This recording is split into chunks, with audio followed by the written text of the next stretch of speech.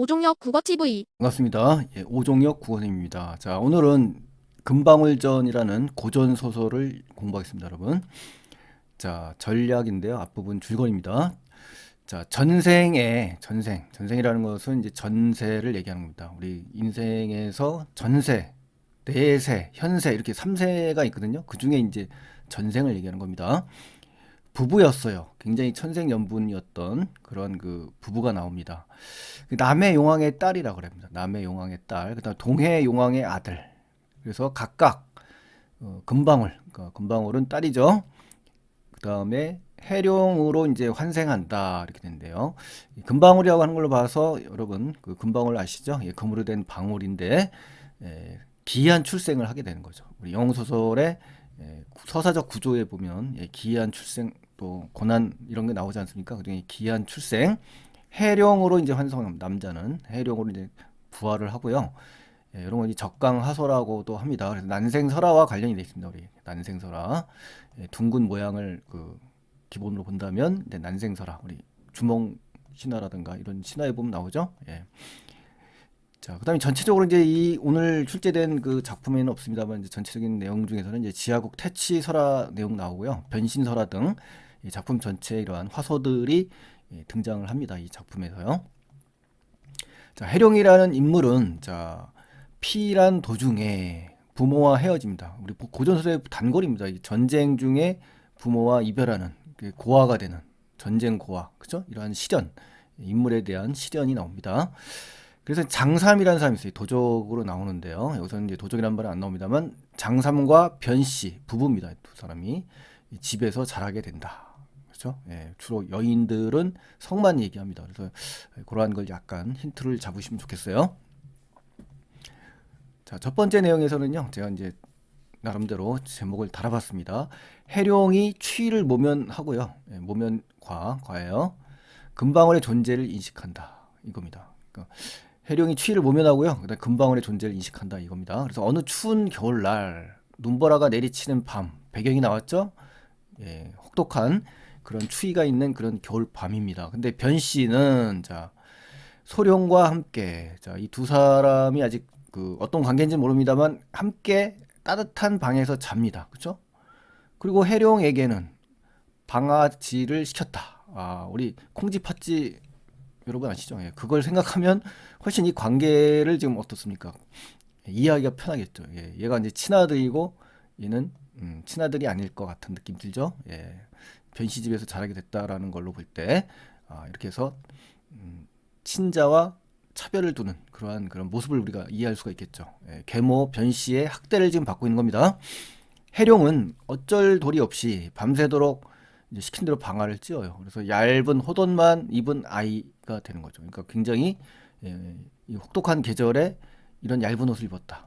요즘으로 말하면 뭐 아동 학대에 해당되는 건데 굉장히 어려운 상황에 처해 있네요. 인물이 어찌 추위를 견딜 수 있겠는가? 자, 이거 누가 말하는 거죠? 등장인물이 아니라 등장인물 밖에 작품 밖에 있는 이 서술자의 목소리가 지금 직접 드러난 겁니다. 그래서 학교 시험이라든가 여러분 그 고전소설이 나오면 단골로 나옵니다. 근데 여러분들 많이 이야기해도 와닿지 않는 것 같아요. 100번 얘기해도 자꾸 잊어버리는 것 같아요. 이 서술자의 주관적 게임 너무 중요하고요. 반드시 기억을 꼭 해주시기 바랍니다.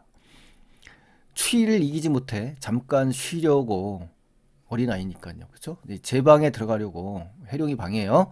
눈보라가 이제 방 안에까지 들이치고 덮을 것이 하나도 없어요. 그러니까 이제 해룡의 초라한 거처를 통해서 혹독한 시련을 받고 있다는 것을 우리가 짐작할 수가 있는 겁니다. 해룡이 몸을 잔뜩 웅크리고 엎드려 있는데 갑자기 방 안이 대낮처럼 밝아져요. 여름처럼 더워져요. 이럴 수가 있는 겁니까? 그렇죠? 고전 소설의 전형적인 비현실성이 지금 드러나는 거죠. 그렇죠? 비유적인 표현이 지금 담겨 있었고요. 이 비유적인 표현을 통해서 해룡에게 기이한 사건이 벌어지는 그러한 배경을 지금 제시하고 있습니다. 온몸에 땀이 났어요. 이 땀이 났다는 얘기는 부정적인 의미가 아니라 추운 날 땀이 나면 어떻습니까? 훨씬 긍정적인 그 상황인 거죠. 그렇죠? 놀라고 또 이상해. 바로 일어나 밖을 자세히 살펴보니 아직 날이 밝지 않았어요. 근데 대낮처럼 밝아지고 여름처럼 더워졌다는 거니까 예, 이상하겠죠? 그래서 하얀 눈이 뜰에 또 가득했어요. 근데 뭡니까? 밖과 안이 완전히 천양지차, 하늘과 땅 차이의 자연 환경의 변화를 느낄 수가 있는 겁니다. 밖은 겨울 그대로인데 방 안은 어떻습니까? 예, 한여름처럼 또 한낮처럼 그렇죠? 시간적인 측면에서도 반대가 되고 계절적인 측면에서도 서로 대조가 되는 그러한 비유를 통해서 인물의 어떤 걸 알 수가 있습니까? 전기적인 특성을 드러내면서 인물의 위기에서 구해지는 그러한 그 배경을 지금 제시한 겁니다. 비유적인 표현을 통해서 방앗간에 나가 보니 자 잠을 자다가 자기 방에서 어디로 와요? 방앗간으로 장소가 이동된 거예요. 밤에 못다 찌은 것이 다 찌어져 또 있는 거예요. 아 그러니까 누군가 어떤 초월적인 존재에 의해서 어떻습니까? 이러한 그 위기에서 그렇죠? 어린아이의 어떤 위기에서 벗어나게 된 계기가 되는 겁니다. 그래서 해룡의 이러한 어려움, 시련을 비현실적인 요소에 의해서 일시에 해결되는 그러한 상황을 지금 맞닥뜨린 겁니다. 우리 주인공 해룡이 자 물론 금방울도 주인공입니다만 자 해룡이 더욱 놀라고 괴이하게 여겨 괴상하고 이상 야릇하게 느껴서 방 안으로 들어왔어요. 다시 또 방 안은 어때요? 여전히 밝고 더웠다. 그러니까 결국은 확실히 뭔가 달라진 거죠. 달라진 걸 완전히 인식을 한 겁니다. 그죠? 잠시 동안의 그 변화가 아니라는 거죠. 아무리 생각해도 곰곰이 생각해도 이상해 정말 그렇죠? 그래서 방 안을 두루두루 살펴봤어. 그랬더니 침상 위에 그 침대입니다. 침대. 예전에 없었던 그러니까 예전에 없었다는 얘기는 이러한 사건과 어떻습니까? 인과관계가 있는 거죠. 그죠? 추위를 면하게 된 사건 때문에 금방울을 최초로 발견하게 된 계기가 되는 거죠. 그래서 북만한 방울 같은 비유를 썼어요. 북만한 방울 같은 것이 북만한 거니까 금방울이 굉장히 큰 대형 방울이네요. 그렇죠? 놓여 있었다. 해룡을 잡으려 했으나 해룡이 이제 그 금방울을 잡으려고 했지만 방울이 둥글지 않습니까? 이리 미끈 저리 미끈 달아나는 거죠. 그렇죠? 그래서 잡히지 않았습니다. 그래서 금방울의 이제 외적 특징, 그렇죠? 어떤 인물로 말한다면 외형적인 외양 묘사가 될 수가 있습니다. 더욱 놀라고, 그렇죠? 신통방통하지 않습니까? 그래서 자세히 보니 금빛이 방 안에 가득합니다. 그렇죠? 금빛 찬란하고 또 방울이 움직일 때마다 냄새까지 아주 그 향취가 가득히 퍼져 코를 찔렀다. 그러니까 이제 금방울이 여인이 있지 않습니까? 그리고 또 부부였던 그러한 그 여인이니까 그 여인의 향기, 그렇죠? 아름다운 향기겠죠, 그렇죠? 그래서 코를 찔렀다 하면서 어떤 그 등장인물의 어떤 채취, 그렇죠? 흔적을 지금 암시한 겁니다. 그래서 이에 해룡은 생각했어요. 이건 분명히 무슨 연고가 있을 거다. 응? 좀 더 지켜봐야겠네. 뭐 이런 얘기죠. 이런 걸로 봐서 이 인물의 성격을 우리가 알 수가 있는 겁니다. 이런 걸 뭐라고 그래요? 간접짓이라고 합니다. 간접짓이라는 건 뭐예요?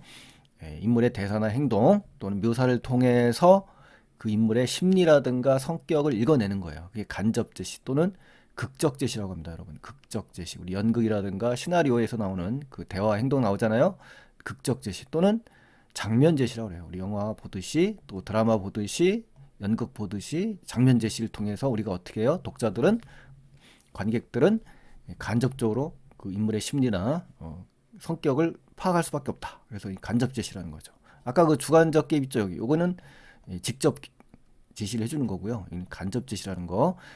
그래서 여러분 반드시 구별을 해주시는 것이 중요합니다, 여러분. 이거. 해룡의 그 신중하고 어떤 그렇죠? 차분한 그런 성격을 우리가 읽을 수 있잖아요. 이 대사를 통해서 그렇죠? 이게 바로 간접 제시라는 겁니다. 해룡은 이제 마음속으로 기뻐합니다. 그렇죠? 자리에 누웠어요. 왜 기뻐했겠어요? 누군가 자기를 도와주는 인물이 있으면 여러분 어떻습니까? 물론 놀랍고 신기하겠지만 어쨌든 자기에게 긍정적인 그러한 역할을 해주고 고맙 마음을 갖고 있겠지 않습니까? 기뻐하겠죠. 그동안 굶주림과 추위에 그죠? 시달린 몸이 따뜻해졌으니까 얼마나 고맙겠어요. 기쁜 이유가 나왔겠죠. 또 마음이 절로 놓였다. 그러니까 안심이 되고 긴장도 풀리고 그죠? 아침 늦도록 어때요? 깊은 잠을 잘 수가 있는 거죠. 고단한 잠을 자는 해룡의 모습을 우리가 읽을 수가 있습니다. 그러니까 이제 이 장면에서는 이제 어떻습니까? 갈등을 극복하고 위기를 극복하고 편안하게 잠자리에 든 우리 해룡의 모습을 우리가 파악을 할 수가 있네요. 자, 두 번째 이제 내용 들어가겠습니다. 자, 제가 임의로 정한 거예요. 변 씨가 해룡을 죽이고자 하네요. 예, 변 씨가 해룡을. 자, 드디어 또 다른 시련이, 예, 설상가상, 그렇죠? 우리 한 달이 건넜더니만 또 다른 커다란 험난한 다리가 또 나오네요. 예, 설상가상. 예, 이런 한자 성어도 좀 기억하시고요. 이때 변씨 모자는, 자, 모자 나왔죠? 이제 드디어 근거. 예, 모자라는 근거가 여기서 직접 드러났네요. 소룡과 변씨는 이제 엄마와 친아들이에요. 그렇죠? 추워서 잠을 자지 못하고 떨며 앉아 있다가 날이 밝자마자 밖으로 나와 보니 눈이 쌓여 있어. 온 집안을 뒤엎고 찬바람이 얼굴을 깎듯이 아주 세차게 불어서 몸을 움직이는 것조차 어려운 그러한 겨울 그 상황 그대로예요. 그렇죠? 예. 자, 그러니까 해룡과 상황이 역전된 거죠. 그렇죠? 예, 상황이 역전됐어요. 그래서 변 씨는 생각했다. 참 그 작가도 이름을 잘 지은 것 같아요. 변을 당했다. 예, 변 씨다. 이 이름도 상당히 역할과 연결이 많이 됩니다, 여러분. 그래서 그런 것도 한번 참고하시고요. 자, 독해할 때 좀 빨리 판단이 되잖아요. 악역이라는 게. 변 씨는 생각했어요. 예, 뭐라고 했어요? 해룡이 틀림없이 얼어 죽었겠구나. 그렇죠?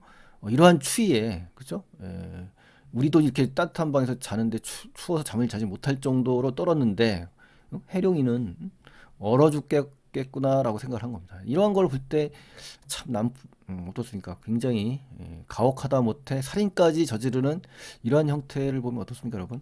예, 굉장히, 예, 당시에 굉장히 심각한, 그렇죠? 예, 살인 사건이 많았다는 걸 알 수가 있네요. 그렇죠? 예, 변 씨는 의도적으로 다분히 해룡을 괴롭히는 인물이었다는 걸 알 수가 있고요.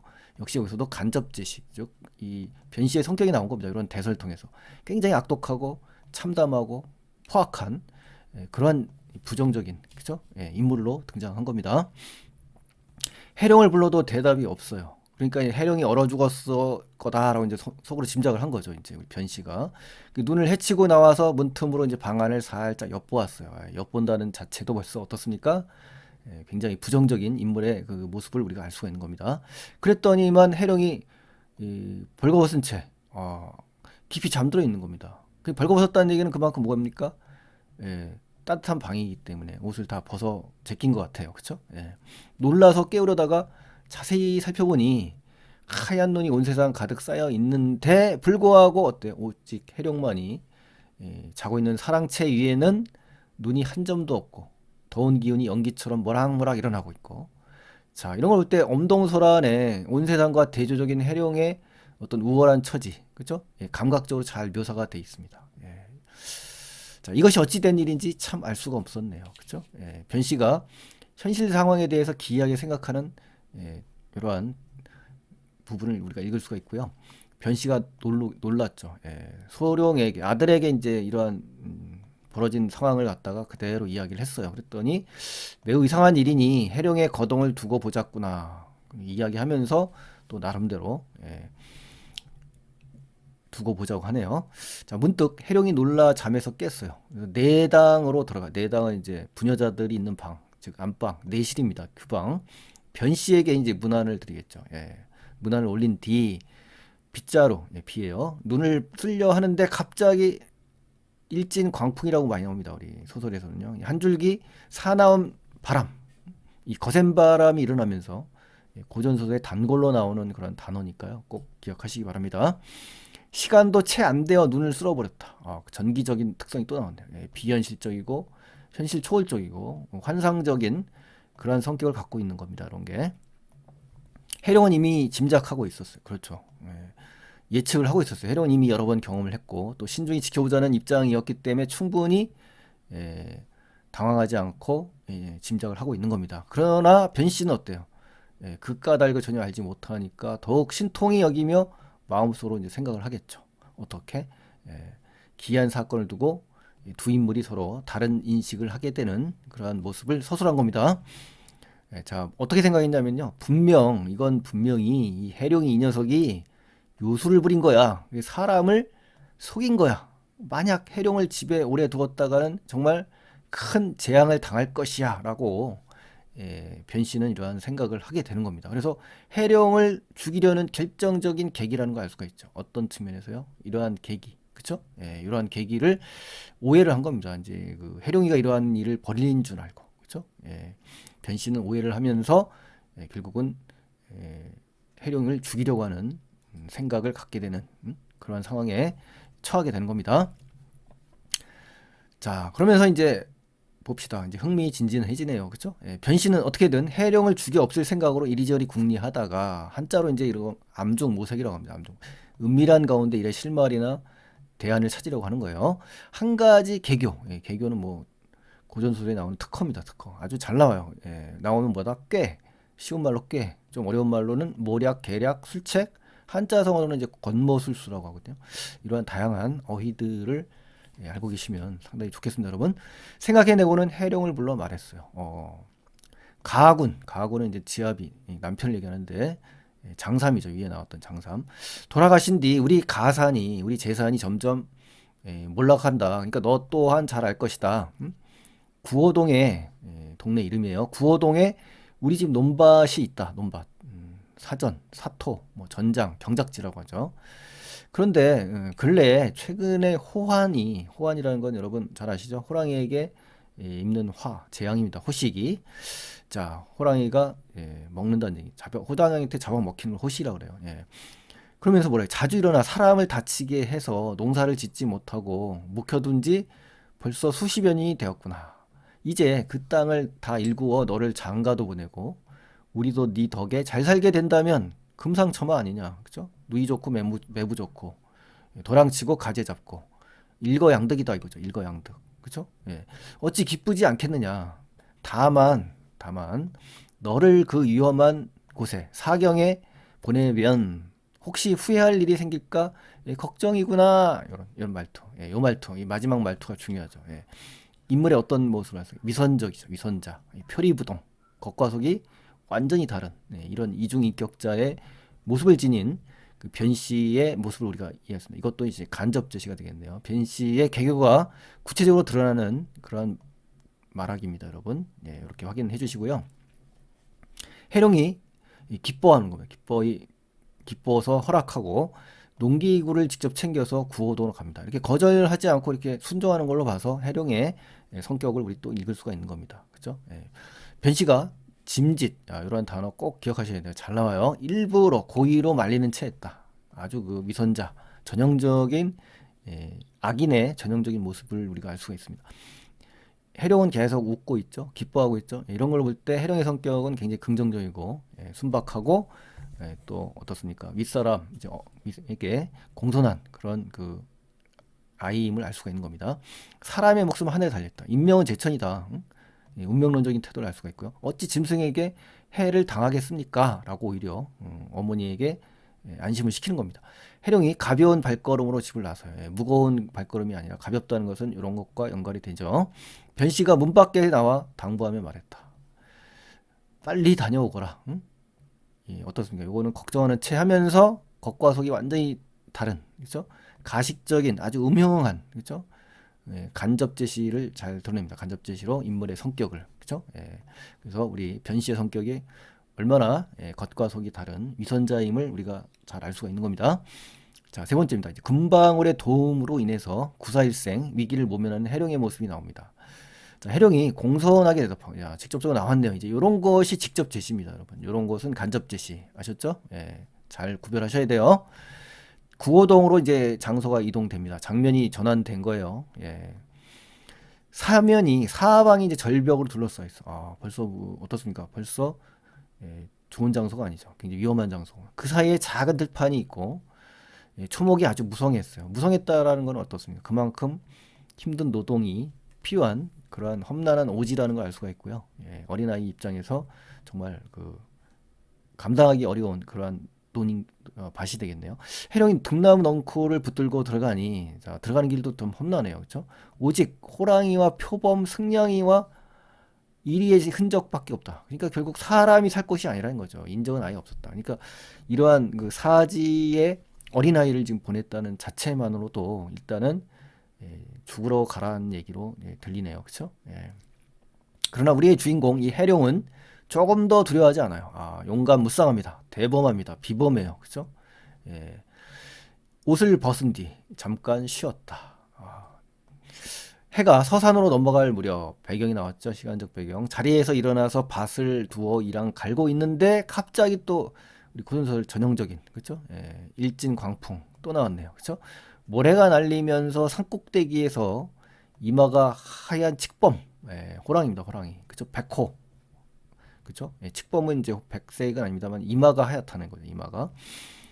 예, 전형적인 우리 호랑이가 주홍색 입을 벌리고 딱 달려들었다. 예, 호구라고 하잖아요. 호구, 그렇죠? 예, 호랑이 입. 그래서 이제 구호동이라고 한 것 같은데요. 예. 해룡이 정신을 바싹 차리고 손으로 호랑이를 내리치려 할 때, 호랑이를 좀 대항해서 싸우는 걸로 봐서 굉장히 대범하고 비범하고 어떤 그 영웅적인 모습이 지금 드러나고 있는 겁니다. 또 서쪽에서 큰 호랑이가 또 병력 같은 소리를 지르면서 달려들어요. 한 마리가 아니네요. 해룡이 매우 위급한 상황에 처했다. 자, 위급하다라는 한자성어를 좀 제시해봤는데요. 예, 여러분 상식으로도 알아두셔야 된다는 생각에서 한번 들어보세요. 초미지급, 위기일발, 일촉즉발, 명제경각, 풍전등화, 설상가상, 사면초가, 백척간두, 고립무원, 고립지원, 고립지세 뭐 이런 여러 가지 단어들인데요. 이렇게 참고로 한 번이라도 한번 읽어보시고 예, 기억하시면 참 좋겠습니다. 우리 풍전등화, 명제경각 아주 좋은 예, 시험에서 잘 나오는 단어들이거든요. 설상가상 예, 이런 단어들도 예, 눈여겨서 보시기 바랍니다. 여러분이 어휘에 약하다는 게 너무 제가 많이 평상시에 느끼기 때문에요. 예, 어휘를 강조합니다. 예, 어휘가 중요합니다. 또 아셨죠? 예. 그 순간 갑자기 등 뒤에서 금방울이 막 달려와요. 예, 두 호랑이를 한 번씩 들이받았네요. 예. 굉장히 예, 금방울이 어떻습니까? 절체절명의 위기의 순간에 항상 나타나는 그런 어떤 수호신 같은 그죠? 예, 그런 역할을 해줍니다. 호랑이들이 어떻습니까? 소리를 지르며 달려들었으나 금방울이 날린 듯이 뛰어서 연달아 호랑이를 들이받으니 두 호랑이가 어떻게 되겠어요? 예, 동시에 거꾸러졌죠. 해룡이 달려들어 호랑이 두 마리를 다 죽이고 돌아보니 금방울이 번개같이 굴러다니며 한 시간도 채 안 되어 그 넓은 밭을 다 갈아버렸다. 굉장한 예, 금방울의 어떤 그 모습이 드러나는데요. 예, 해룡은 기특하게 여기겠죠. 예, 당연히 이제는 신기한 거에 이어서 기특하다. 그죠? 고맙게 느껴지겠죠. 그래서 금방울에게 거듭거듭 연거푸, 그죠? 사례를 했다. 예, 감사의 마음을 지녔다는 얘기죠. 해룡이 죽은 호랑이를 끌고 산을 내려오면서 돌아보니 금방울은 사라지고 없었다. 한편 변 씨는 해룡을 구호동 사지라는 것은 이제 죽을 위험이 있는 매우 위태한 곳에 보내고 생각한 거예요. 변 씨의 계략을 시행하고 나서 앞일을 예측하는 말하기라고 볼 수가 있죠. 해룡은 반드시 호랑이에게 물려 죽었을 것이다. 라고 하면서 예, 자기의 예, 확신, 그죠? 예. 변 씨가 집 안팎을 들락날락하며 매우 기뻐하고 있는데 문득 밖에서 어때요? 사람들이 요란스럽게 떠드는 소리가 들려와 급히 나가 보니 해룡이 큰 호랑이 두 마리를 끌고 왔어요. 변 씨는 크게 놀랐다. 대경이라고 해요. 대경. 크게 놀랐다. 예, 무사히 잘 다녀온 것을 칭찬까지 했어요. 이거 어떻습니까? 위선자, 그렇죠? 변 씨의 이중적인 위선적 태도가 아주 잘 드러나는 그런 말학입니다. 또한 근 호랑이를 잡은 것을 기뻐하는 채하며 채 이거 예, 의도를 하면 거죠. 일부러 예, 의도. 짐짓 우리 앞에서 봤지만 짐짓이란 단어도 배웠죠. 예, 일부러 고의로 그렇죠? 예, 척하는 거예요. 일찍 들어가 쉬어라. 예, 이런 식으로. 해룡의 변 씨의 칭찬에 감사드리고 예, 공손함을 끝까지 유지하네요. 그렇죠? 자기 방으로 들어가 보니 예, 방울이 먼저 와 있었네요. 예. 자 이러면서 방울과 다시 한번 대면하게 되는 우리 해룡의 모습 여기서 이제 마무리가 된 겁니다. 자 핵심 정리 가시겠습니다. 전기 소설 여성 영웅 소설이고요. 계모형 가정 소설 조선 후기 작품입니다. 주제는 금방울의 영웅적 활약 그리고 전생에서부터 이어진 남녀의 결합이 핵심적인 내용이고요. 전기적이고 환상적인 그 비현실적인 성격을 갖고 있습니다. 자, 설상 특징에 가시면 이제 전생에 남의 용왕에 딸렸던 금방울의 신이한 능력을 바탕으로 활약성을 보여주고 있고요. 또 해령의 위기 극복, 입신양명, 예, 주도적 역할을 한다는 거 금방울이 또 마지막에서는 여성의 몸을 변하거든요. 이 변신 모티브가 나와요. 예, 또 비현실적인 요소들이 나오고요. 서술자가 직접 개입해서 상황에 대한 주관적 평가를 한다. 야, 요게 이제 학교 시험에 단골로 나올 확률이 제일 높습니다, 여러분. 또 여성 영웅이지만 커다란 활약상보다는 이제 주로 인물을 돕는 역할에 그칩니다. 이거 왜 그러냐? 한계입니다. 소극적이고 추동적인 면모를 보이면서 남성 위주의 이 유교적인 가부장적 사회 분위기 때문에 그렇습니다. 또 영웅의 일대기 구조가 조금씩 보이고요. 동해 용왕의 아들과 남해 용왕의 딸로 환생해서 우여곡절 끝에 요괴를 퇴치하고 애군을 다한 뒤 탈을 벗고 부부가 된다는 내용입니다. 그리고 여성인 금반의 활력이 두드러진다는 점이 여성들의 흥미와 관심을 갖고 있게 만들고요. 막강한 힘을 지닌 금반의 활력은 대체로 해령을 돕는 정도로만 그렇죠? 쓰인다는 점에서 여성 의식의 한계를 갖고 오는 겁니다. 한계라는 거죠. 소극적이고 수동적일 수밖에 없다는 겁니다. 자, 이러한 그 특징을 꼭 잡아주시고요. 전체 스토리는 이제 이렇게 9개로 제가 적어봤습니다. 그래서 이렇게 해서 보시면 전체 맥락을 이해할 수 있을 겁니다. 자, 그다음에 오답 피하기 연습은 제가 이제 꼼꼼하게 문제들을 OX로 정리를 했으니까요. 그대로 이제 블로그에 올려드릴 테니까요. 여러분 다운 받으셔서 공부를 좀 해주시면 좋겠습니다, 여러분. 자, 오늘도 고생 많이 하셨고요. 긴 시간 끝까지 들어주신 여러분께 감사드립니다, 여러분. 고맙습니다. 오종혁 국어TV